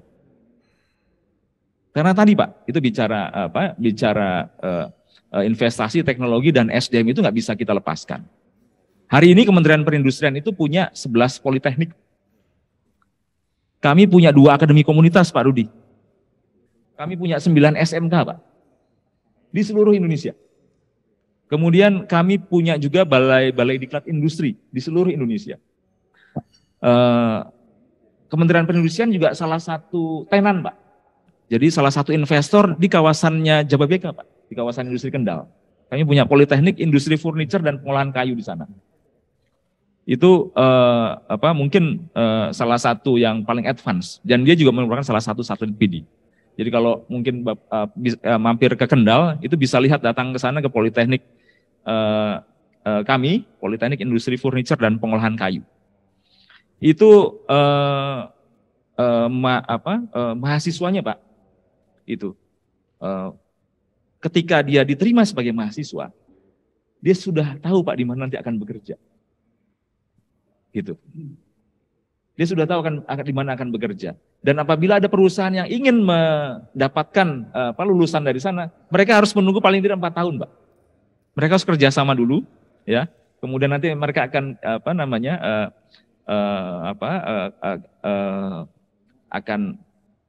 akan bekerja sama dalam rangka rekrutmen, kemudian mereka bekerja sama juga dalam rangka pelatihan dan magangnya, baru nanti bisa mendapatkannya, Pak. Gitu. Kami juga lakukan itu di Akademi Komunitas Industri Tekstil dan Produk Tekstil di Surakarta. Di Solo Teknopark itu kami punya satu akademi komunitas, itu juga sama. Dia programnya D2, Pak, hanya 2 tahun gitu. Tapi sekarang antrian untuk mendapatkan lulusannya itu semakin panjang. Gitu. Karena kami bekerja sama dengan, bisa share ke AKP, Pak. Nah, mungkin juga perlu datang ke sana, Pak. Kami silahkan kalau mau datang ke Solo, di Solo Teknopark itu ada kami punya akademi komunitas di sana. Kami juga bangun politeknik industri logam di Morowali, Pak. Pada saat di Morowali itu belum ada apa-apa gitu. Jadi yang pertama dibangun di sana selain infrastruktur untuk kawasan industri stainless steel di sana adalah Politeknik Industri Logam Morowali. Kenapa kami membangun dan kami punya banyak banyak sekolah dan politeknik gitu. Karena memang tadi gitu penguasaan teknologi oleh oleh SDM itu menjadi penting dalam pembangunan industri. Nah, pendidikan vokasi sendiri di Kementerian Perindustrian, kalau kita runut dari legasi yang ditinggalkan oleh pemerintah Hindia Belanda, hari ini sudah 100 tahun, Pak. Jadi pendidikan vokasi mungkin lebih dari 100 tahun, tapi yang tercatat di kami itu 100 tahun yang lalu ada pendidikan tekstil di Balai Tekstil di Bandung untuk pendidikan vokasi. Sehingga pendidikan tekstilnya sendiri sudah 100 tahun. Tapi untuk pendidikan yang lain pasti lebih dari itu karena Balai Besar Industri Agro itu umurnya sudah lebih dari 100 tahun dan mereka menyelenggarakan pendidikan itu juga di sana. Itu pentingnya pendidikan, pentingnya SDM, memberikan bekal kompetensi kepada SDM dalam rangka pembangunan industri. Nah, berkaitan dengan pertanyaan tadi Pak Rudi mengenai bagaimana tadi bagaimana pertanyaan utama bagaimana pemerintah menyiapkan mendukung untuk digitalisasi. Kami lakukan ini secara komprehensif, bertahap dan dengan perencanaan, Pak. Gitu. Makanya selain tadi kami punya banyak sekolah, banyak lembaga pendidikan, kami juga banyak unit-unit penelitian dan pengembangan. Jadi ada sebelum tahun 2020 kami punya unit kerja yang namanya Badan Penelitian dan Pengembangan Industri yang saat ini menjadi Badan Standarisasi dan Kebijakan Jasa Industri. Ada 11 balai besar dan 11 balai riset di seluruh Indonesia dalam rangka mendukung industri. Industri bisa memanfaatkan balai-balai ini dalam rangka pengembangan teknologinya sehingga tidak perlu membuat unit R&D sendiri, Pak. Itu bisa memanfaatkan itu. Dan sekarang kita dorong dikembangkan untuk pelayanan jasa-jasa industri yang dibutuhkan oleh industri. Nah, tadi makanya investasi teknologi dan SDM itu menjadi penting untuk industri, untuk kami dalam rangka melakukan pembinaan dan pembangunan industri yang kita harapkan akan semakin kuat. Nah, selanjutnya saya ingin menyampaikan bahwa pemerintah tidak pernah berhenti untuk memfasilitasi ini semua. Oleh karena itu dari inisiatif Making Indonesia 4.0 itu dari 10 strategi itu yang salah satunya kami dorong untuk pemberian fasilitas. Pemerintah juga sudah mengeluarkan fasilitas super tax deduction untuk pendidikan vokasi dan R&D. 200% untuk vokasi, 300% untuk R&D. Itu inisiatif dari Kementerian Perindustrian yang kemudian dijadikan kebijakan pemerintah. Ini merupakan bagian dari apa yang kita harapkan dan pemerintah harapkan agar industri ini bisa terus tumbuh, iklim usahanya semakin baik, kemudian investasinya bisa terus masuk, dan yang terpenting dari itu sustainability-nya. Nah, tahun ini kebetulan Indonesia menjadi memegang presidensi G20. Dan pada presidensi G20 Indonesia yang saat ini, baru pertama kalinya industri menjadi bagian dari pembicaraan di G20. Jadi selama ini tidak pernah namanya industri itu dibicarakan, Pak, di G20. Tahun ini ada satu working group yang sebelumnya namanya Trade and Investment Working Groups, kami tambahkan industri di sana sehingga menjadi Trade, Investment and Industry Working Group. Kami didukung oleh UNIDO, United Nations of International Development Organization, Industrial Development Organization, sehingga ada trigger dari lembaga internasional di mana kita bisa mendorong industri ini yang merupakan bagian terbesar dari kontribusinya kepada PDB, yang terbesar juga kontribusinya kepada ekspor, kontribusinya kepada penyerapan tenaga kerja, kontribusinya kepada pendapatan negara melalui pajak maupun non pajak, itu bisa dibahas di G20 karena kebutuhan kita bersama agar menjaga industri ini semakin berdaya saing dan sustain berkelanjutan. Itu dari saya sementara Pak Rudi, mungkin nanti kita bisa diskusikan lebih lanjut. Terima kasih.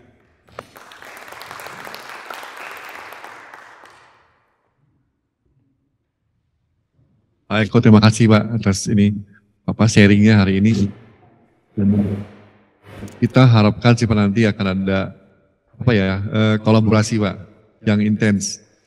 Jadi kita harapkan dengan adanya sekarang bergabung semua yang dari industri maupun pelaku-pelaku usaha, dari akademisi, businessman dan government bisa intens Pak.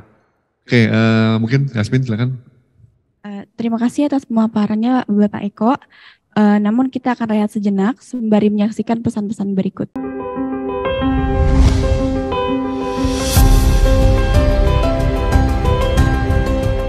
What is the main key in developing a sustainable and successful business? For Jababeka, it is to adapt through the era. For over 30 years, Jababeka Industrial Estate keeps adapting and evolving, providing ideal ambience and working environment for modern industrial communities. We have been awarded as the best industrial estate development and the best industrial developer in Asia in 2020. But the journey does not stop here. We keep adapting, expanding more possibilities, and building the future.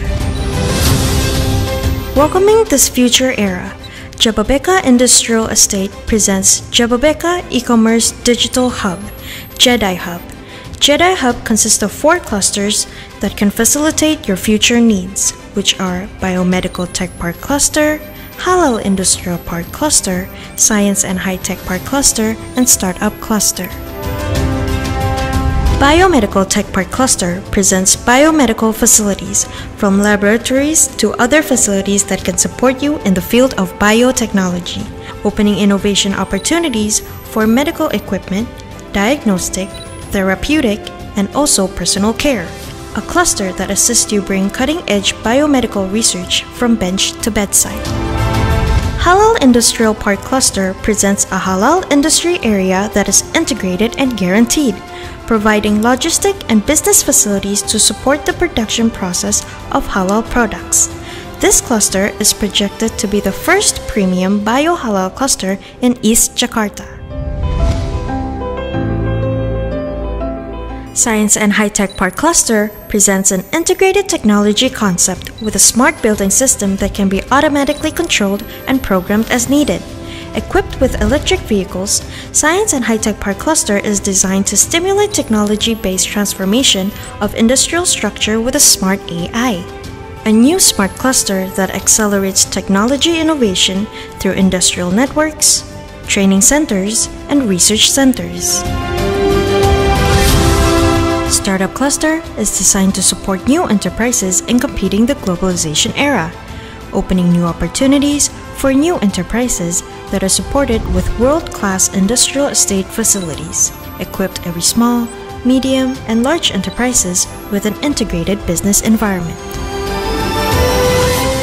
JEDI Hub is designed to create expandable, manageable, and sustainable human spaces in Jababeka, fulfilling the future needs for manufacturers, business owners, and also society, providing a vibrant and modern digital hub to welcome the future of Industrial 4.0 and Society 5.0.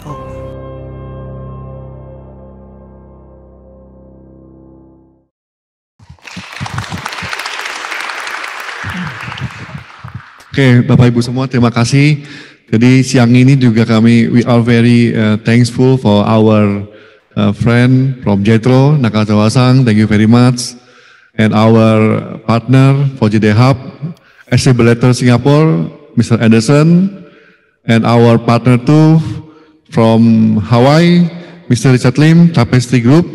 Welcome, good morning, good day. Thank you for joining. Maybe from Mr. Anderson as a moderator can give some short speech about Jababeka Industrial Estate and our project JEDI Hub. Please, Anderson. Thank you, Pak Rudi. Selamat siang, everyone. Greetings from Singapore. Always very exciting to share some insights on the developments of Jababeka Industrial Estate. I think Jababeka Industrial Estate has really grown from strength to strength over the past 3 decades. And no doubt, Jababeka Industrial Estate. Let me go off information. Just now, when I was listening to the various right, it was in very kind of hopes and dreams that the various components of the Jababeka ecosystem, right, is of the development of the Jababeka Industrial Estate. One of the key of the digital economy, right? So the economy community, right? I think the power of digitalization, right, in economic sense, is actually of transnational communities, right? And why is community powerful? All right, I think we have been seeing that there is one component of financial capital that has not been tapped by Jababeka, right? And the venture capital kind of financing, right? Jababeka Industrial Estate project. Right. For the past 30 years, Jababeka has very successfully attracted investments from massive companies, both domestically as well as globally. Right? There's another area that Jababeka Industrial Estate can potentially leverage upon, and that's the startup system. Right? Just now, I think there's about three components of economy, and one of which is productive use of capital. There's a lot of capital that is flowing into ASEAN region, and this capital are looking for productive investments, right? One of which into the startup ecosystem. Right. So over the past, together with we're actually trying to explore how, right, how this capital, Jababeka Industrial Estate, all the development of the startup, Java Industrial Estate is a very startup industrial and ecosystem. And we think that there is tremendous potential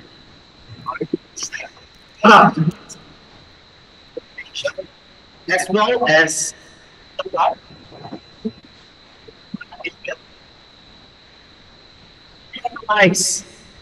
the development of the startup economy as well as the startup which there capital will be handled. Right, throughout this startup activity, over the past 2 decades, that the startup system can actually attract large investments. With the spillover effects of the real estate, right, creation, and technology advancement are significant. Right, so the next phase of development for Jababeka the development of the digital economy allowing this ecosystem. Yeah, Anderson. To share beyond the Sorry, Anderson. The voice is not good. The voice is not good, so we will continue after this. Yeah, Anderson. Hello. Okay. Okay. Thank you very much. Maybe next for the Mr. Richard Lim. from Hawaii. Aloha. How's everybody? Aloha. Can you hear me? Yes, yes. What? Pak Rudy and Pak Yanto? Can you hear me? Yes, can you hear you, Mr. Richard? Can you hear Mr. Yeah. Thomas? You hear too? I can hear you now. Basically, I just want to jump in and congratulate you from having this forum.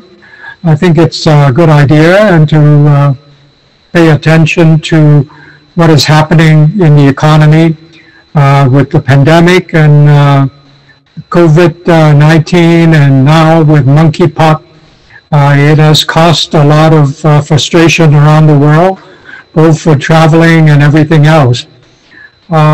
My role, I think, in this particular point in time is to maybe help Japabeka along to bring new technology to Indonesia, because Indonesia has the population and the people and the educated side of President University who produces the students. And I think at the same time, hopefully we can do some type of a biotechnology incubator so that some of these new students can be entrepreneur and they can come into this incubator and start new industry. At the same time, I would like to bring Pak Rudy to go to Minnesota and have a look at what is being done there at the University Enterprise Lab.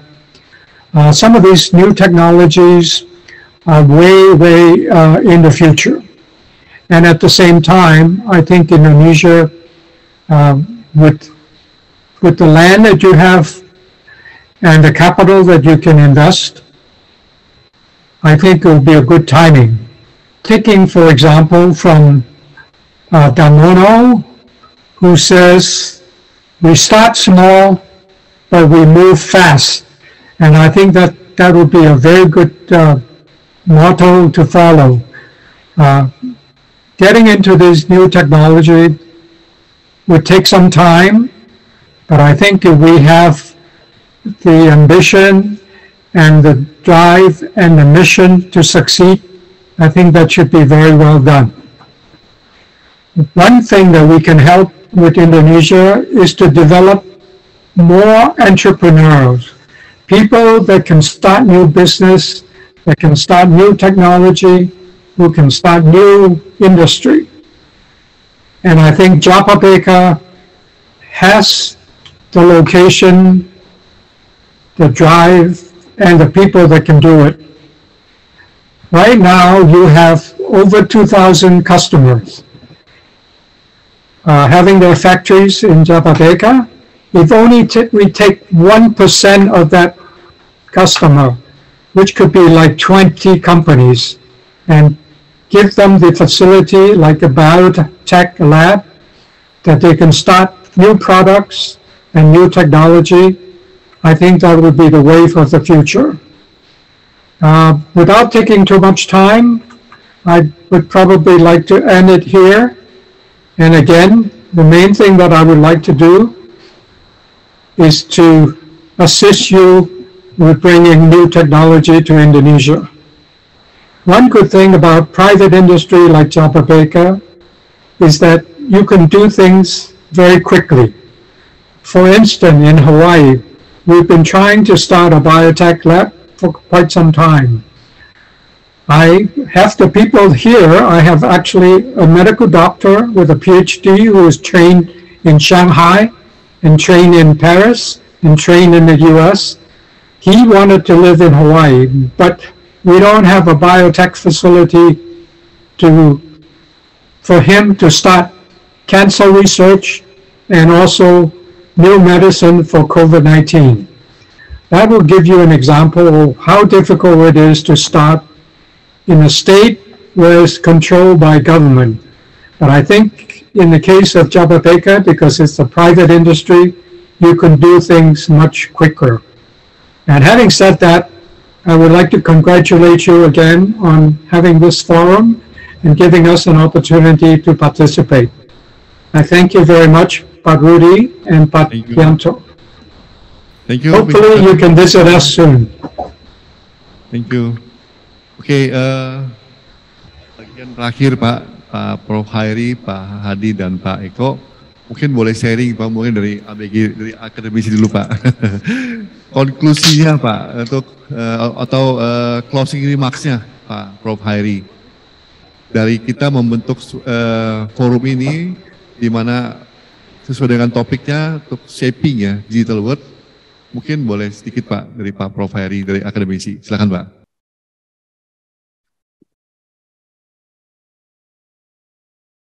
Ya, baik.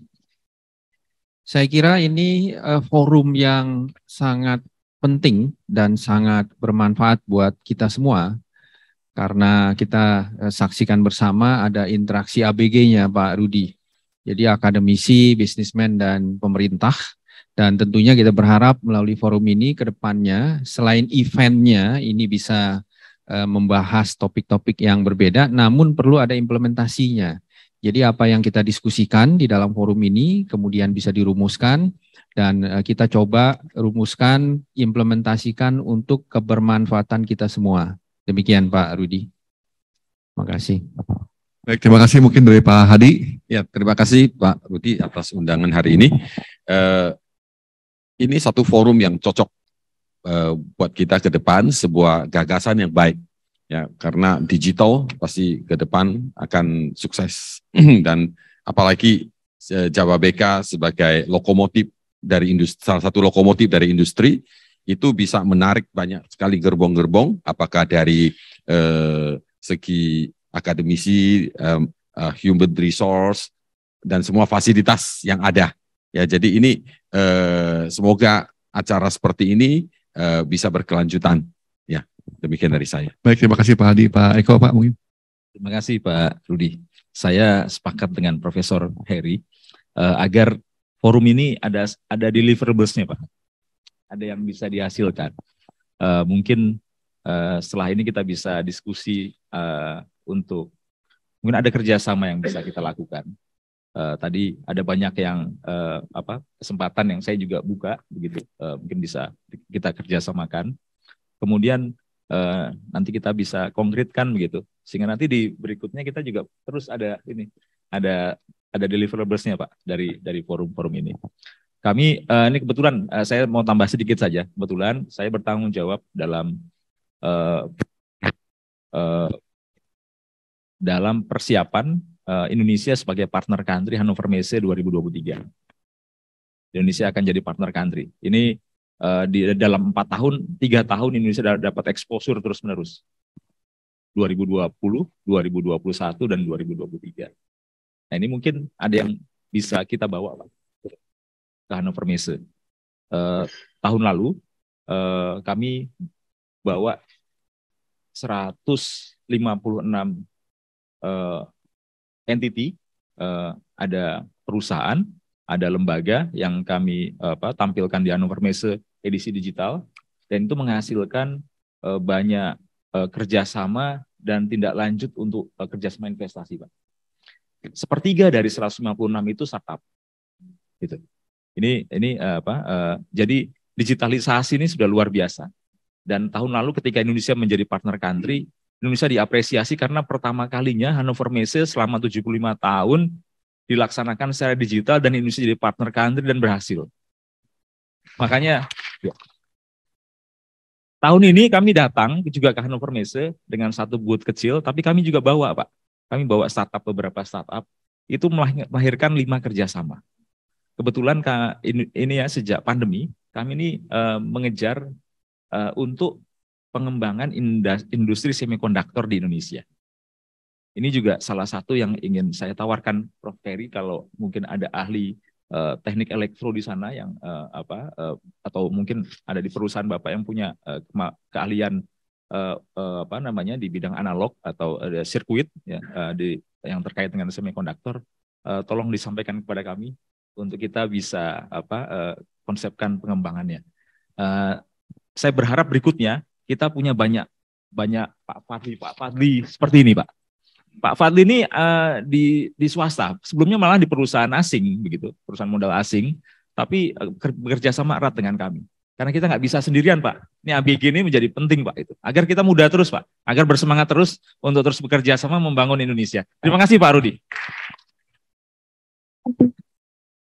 Terima kasih Pak Prof. Khairi, Pak Hadi, dan Pak Eko. Memang kami berharap Pak forum ekonomik ini, Jabeka Economic Forum ini akan terus berkelanjutan, Pak. Dan kami akan terus menciptakan ABG ini sesuai dengan arahan Pak Prof. Khairi. Kita akan implementasikan, Pak. Mudah-mudahan nanti dengan FabLab dan lain-lain, Pak, Jabeka dan Presiden University akan mulai mengimplementasikan yang namanya Jabeka Makerspace, Pak. Nah, itu yang akan mudah-mudahan menjadi trigger juga untuk maju selanjutnya. Terima kasih Pak Nakasawasang from Jetro. Thank you Mr. Anderson from Accelerator. Thank you Mr. Chetlim from Tapestry Group Hawaii. Jadi saya konklusikan, mohon izin Bapak semua. Jadi kita di masa sekarang ini setelah pandemik, kita sadar bahwa kolaborasi itu penting sekali, Pak, untuk menciptakan dunia bisnis yang baru. Jadi juga, mohon maaf, hal ini juga saya undang dari Bank, Pak, Bank Mandiri dan Siamini Niaga, karena kami juga sadar, Pak, semua lini ini harus saling mensupport. Nah, jadi saya mau sharing sedikit, Pak. Waktu saya 2 minggu lalu ke Singapura, saya dengan tim Accelerator ini mempromosikan lah, Pak, supaya sesuai dengan arahan Pak Eko tadi, dunia startup itu bisa matching di Indonesia, ya terutama di ABK, Pak. Jadi saya promosi bagaimana sebenarnya entry gate-nya itu adalah Jabeka Industrial Estate. Karena startup di Singapura itu banyak sekali, Pak. Dan banyak sekali idenya. Tapi kan Singapura is a small, sorry Pak ya. Like Pak Hadi said, the market is to 274 billion, but like Pak Darmono said, start small, think big, move fast, we start from Jabeka. This is a sharing Pak Eko, Pak Hadi, Pak Prof. Hadi. Oh, Accelerator, Mr. Anderson ya, you have already MOU, agreement with PD 4.0 ya, Anderson? Yes. Okay, good. We're bringing a team of startups to Jabeka, Cikarang. Okay. Good. We strongly believe, all right, that the startup will bring more life and more investments into Jabeka. Okay, thank you, Anderson. Thank you. So kita tutup forum kita siang ini, Bapak Ibu semua. Berharap nanti kita akan lanjut dengan bulan depan, Pak, acaranya. Kita akan mulai lagi yang seri kedua. Terima kasih Bapak-Bapak semua. Salam.